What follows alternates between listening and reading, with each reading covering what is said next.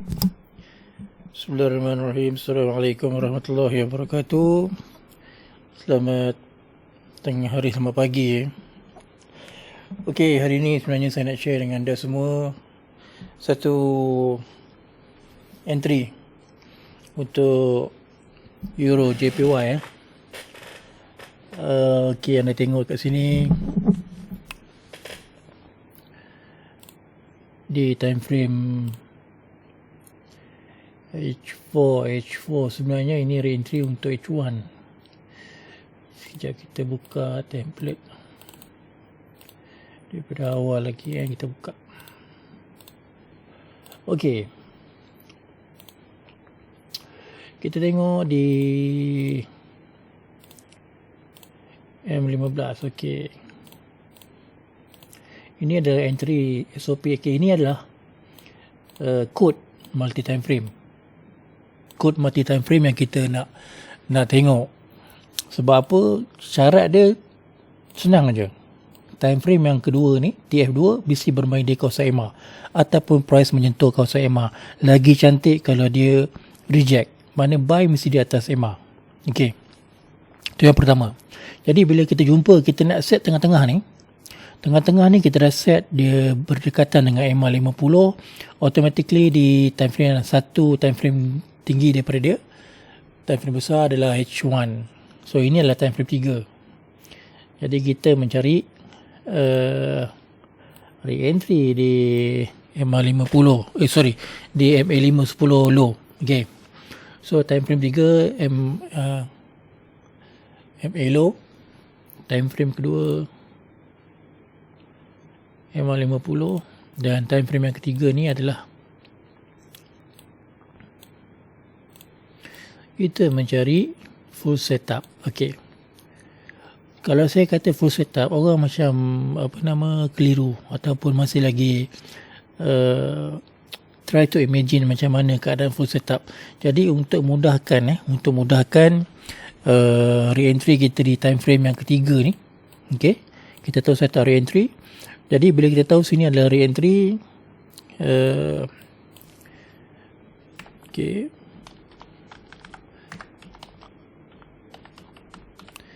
re-entry kita dah set re-entry kat sini. Jadi untuk di time frame yang kedua ni, kita cuma cari mana-mana sahaja yang berkaitan dengan buy. Contoh kita nak cari extreme buy, kita nak cari re-entry buy. Okey, untuk time frame 1 pun sama juga ni. Di awal pembukaan hari kita ada nampak extreme buy, MHV buy, re-entry buy. Okey, re-entry buy dan juga re-entry. Ini sedang buat extreme buy. Okey, ini MHV ini keluar menyentuh mid BB dan dinaik, tidak melepasi garisan atas di garisan ekstrim tertinggi. Dia jadi MHV dan dia turun untuk membuat ekstrim. Candle arah ni turun terus menyentuh low BB, dia jadi ekstrim. Kalau candle ni semua tak sentuh, dia akan jadi candle arah, dia akan buat re-entry, dia akan buat momentum ataupun ekstrim. Tapi kali ni selepas re-entry terus buat ekstrim dan keluar candle arah yang pertama. So ini adalah candle arah buy. Jadi setelah extreme buy, kita mencari re-entry buy. Dan juga di sini juga re-entry buy. So dia masih lagi berjalan. Ini adalah pair Euro JPY. Okey, nampak. So bila kita cari re-entry buy, cara paling mudah untuk kita dapatkan bacaan. Yang pertama, kita lock TF2 ni. So TF2 ni kita kena lock mesti dekat EMA 50. 59, 50. Okey, EMA 50. So bila kita dah lock kat sini EMA 50, so senang untuk kita pastikan atau kita periksa bahawa time frame 3 ni adalah re-entry buy. Dan time frame 2 dan juga TF1 TF1 ni kita hanya perlu cari apa? Cari saja extreme buy, re-entry buy. Tengok. Okay. Extreme buy, re-entry buy, re-entry buy. TF1 nak cari apa? Cari saja apa saja berkaitan dengan buy, re-entry, extreme buy, re-entry buy. Okay, extreme keluar arah. Okay, di sini juga re-entry. Mana lagi? Okay, cari extreme buy. Jangan kita fokuskan kepada yang sell ke apa, tak. Kita nak cari yang buy saja. Sebab apa nak cari buy? Sebab semua entry di time frame 3 membagi tahu buy. So kita cuma cari yang berkaitan dengan buy saja. Kalau kita cari yang bertentangan dengan buy, dia akan jadi kalut nampak. Okay, entry point di time frame ke pertama, time frame pertama, tengok ada berapa? 1, 2, 3, 4, 5, 6, 7, 8. Saya sebenarnya, saya dah terlepas kat sini sebenarnya. Somewhere MHV ni saya dah close. Lepas tu saya tengok kat sini saya dah close. Sikit lah saya ambil sini sikit. Lepas tu saya dah close dekat selepas dia menyentuh top BB. Kemudian dia turun. Bila dia turun, saya menantikan momentum. Tapi tengok dia meniti je dekat EMA ni kan. Lepas tu dia meniti dekat mid BB. Jadi saya kat situ saya entry balik lah. Jangan takut entry balik. Kalau entry pun, kalau dia buat momentum, contoh dia buat momentum sell je ni, saya akan loss. Saya akan tutup position saya. Sebab EMA ni dia dah cross EMA. Paling validation adalah time frame kedua ni cross mid BB ni. Cut loss lah. Tapi bila kita tengok dia meniti macam ni, so selepas MHB pun bedah berlaku dan kita tengok time frame pun dah turun kerana arah sell yang tak valid telah membuat entry dan telah membuat MHB ataupun tidak lepas MLO ni. Jadi kita tengok dia meniti ni ada tanda-tanda nak naik sebenarnya. Sebab apa? Sebab time frame 2 ni masih lagi price masih lagi jauh daripada mid BB untuk dia sentuh dan membuat MHB. Untuk dia sentuh mid BB dan dia membuat MHB. Mungkin sama kat kawasan ni juga, kita tak tahu. Kita tak tahu, mungkin dia akan naik macam ni, pusing. Top BB akan pusing sampai ke kawasan ni. Tak jauh pun daripada yang sekarang ni. Cuma dia pun jarak tu candle akan meniti kat sini. Tu tanda MHB lah tu. Mesti selepas menyentuh ataupun price sentuh mid BB. Okay. So ini adalah antara contoh entry buy. Okay. Kalau saya nak masuk di, ini pun scalping sebenarnya. Scalping sebab H1 punya entry kalau kita buka H4 ni pun H4 okay. H4 ni nampak dia dah bermain berdekatan dengan mid BB. So dan di kenaikan ni tidak membawa kepada momentum. Jadi most probably apa yang kita cuba untuk assume ni, predict kita untuk prediction kita mungkin betul lah dia akan buat slowly MHB kat sini. Sebab candle tak close di luar top BB. Kalau dia close lain cerita lah.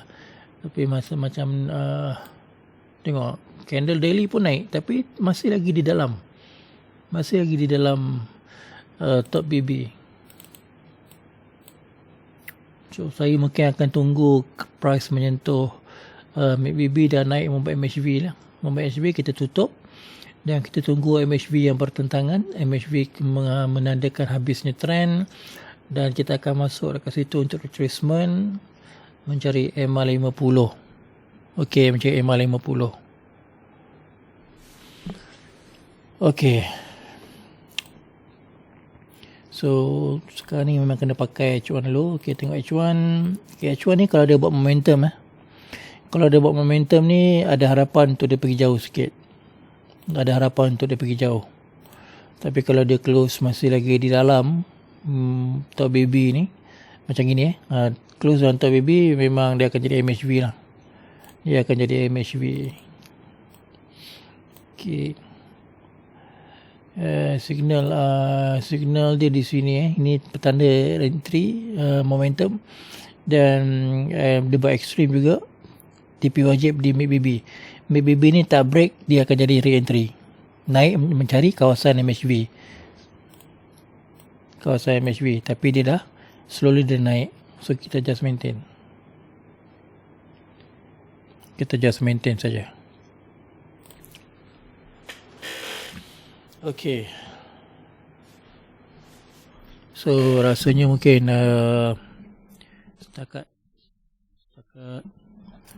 tu saja kot perkongsian untuk saya ceritakan entry yang saya buat untuk Euro JPY. Yang kita tunggu sehingga adanya candle yang menghampiri mid-BB dan kemudian naik membuat MHV. Dan kita perhatikan di area kawasan itu, sekiranya tidak lepas garisan tertinggi ekstrim, maka kita TP dan take profit hari itu dan tunggu setup yang seterusnya. Baik, itu saja tuan-tuan, semoga bermanfaat. Boleh cuba buat backtest entry yang saya share dengan anda semua. Tengok macam mana saya entry, kenapa saya entry dan bagaimana saya susun saya punya code multi time frame.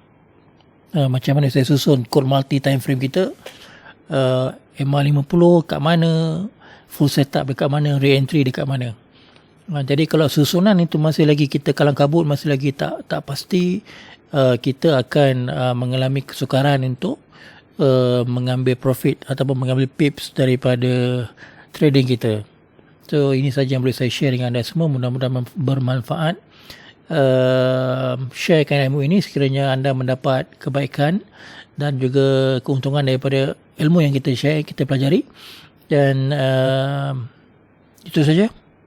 Terima kasih kerana sudi untuk mengikuti saya, follow saya. Baik, Assalamualaikum warahmatullahi wabarakatuh. Okey, kali ni kita nak tengok pula entry untuk gold. Kita ada okey, untuk gold kali ni kita akan menggunakan TF0 untuk confirmation dan TF3 adalah di time frame H1.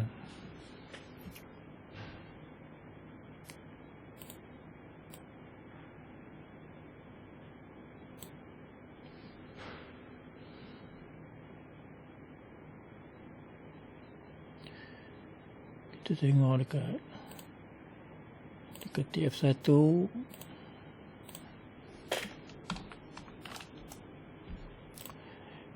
dan ni TF2. Okey.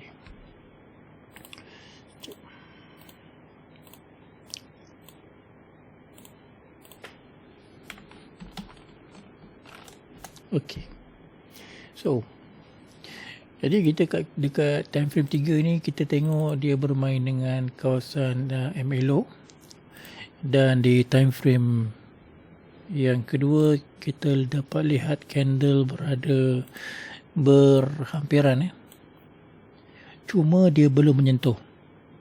Okey, dia belum menyentuh. Dekat sini kita perlu berhati-hati sebab candle arah ini dah keluar dan telah buat re-entry dan perlahan-lahan candle masuk dalam dan tidak melepasi MA low 10, MA 10 low.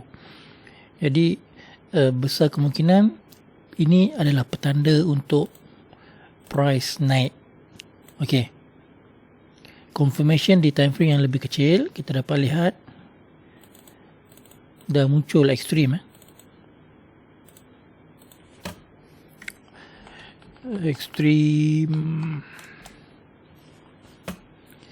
jadi ekstrim dah muncul Okey. Dan kita hanya perlu menanti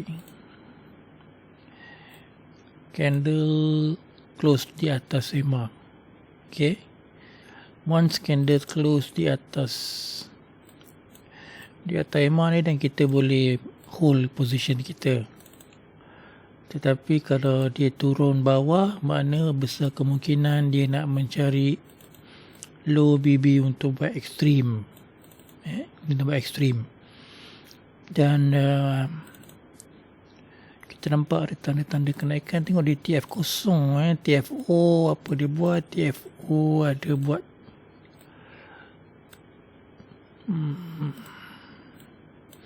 momentum re-entry, dan nampak tidak menembusi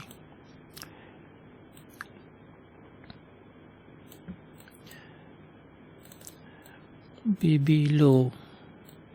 Dan di sini ada ekstrim naik mencari mid BB, dan dia turun di kawasan ini, break, masuk balik, close di atas. Okey. Ini TFO Ini TFO. Okey. Baik. Ekstrim dah berlaku. Ekstrim ni di mana? Kini ekstrimnya di sini. Di apa? Jarum ni apa? Shadow yang menyentuh low BB ni. Ini ekstrim. Sebab kalau kita kadang-kadang kita tunggu ekstrim yang macam apa? Yang macam MA high ataupun low yang terkeluar, tetapi BB yang menyentuh dengan shadow pun itu dikira sebagai ekstrim, sebab dia tak boleh break. Dia tak boleh break top BB, dia tak boleh break low BB. Jadi itu juga diandaikan, dikatakan sebagai ekstrim juga. Okey. Jadi untuk goal yang ini, kita menunggu candle close. Bila dia dah close dan kita dah boleh, kalau dia close atas dan dia buat ekstrim ke sini, bermakna dia sedang membuat retest di mid BB. Jadi kalau dia buat retest, dia akan jadi re-entry. Kalau dia tak break, dia akan jadi re-entry, dia akan turun. Ingat, mid BB adalah kawasan pemisah. Kalau dia tak boleh break, dia tidak boleh pisahkan trend itu. Dia akan jadi re-entry. Dia akan bounce balik. So perlu berhati-hati. Perlu berhati-hati. Okay. So nampak ada lagi candle cuba untuk retest di kawasan berdekatan dengan low BB di time frame TFO. Okay, kita tengok lagi. Kita boleh tunggu.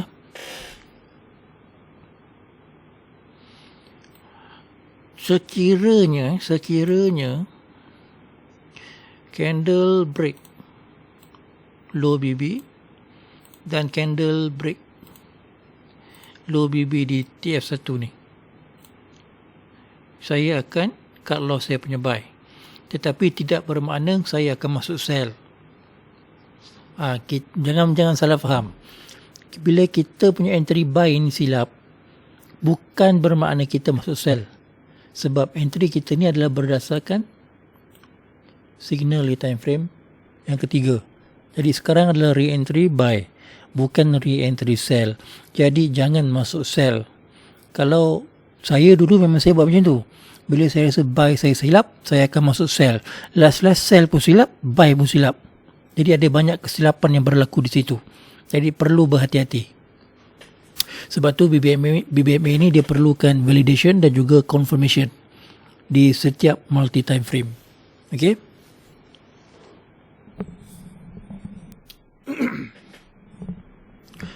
Okay, kita tengok masih lagi. Nampak? Dia nak close ke, dia nak naik. Saya menunggu di sini. Selagi dia tidak close di bawah line low BB ni, maka saya tidak akan tutup position saya. Saya akan biarkan. Dan sekiranya dia break top BB, juga saya akan biarkan. Okay. H4 masih lagi buy. So penurunan kali ini adalah untuk mencari entry. So ada possibility dia akan bertemu kat sini. Ini. Dia akan bertemu. Ketika itu barulah dia akan naik. Selagi dia tak bertemu dengan touch kepada mid BB, dia mungkin akan main yo-yo kat situ lah, up and down je. Dia akan yo-yo je. Okay.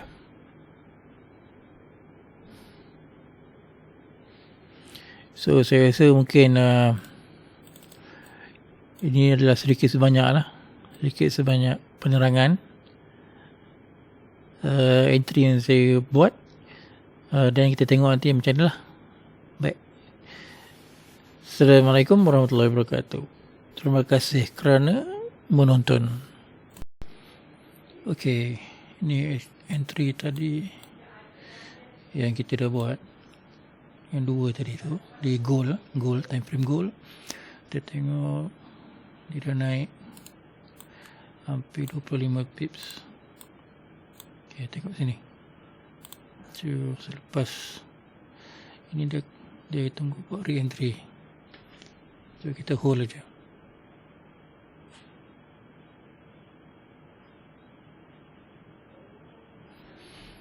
Yang kita tengok apa lagi lah.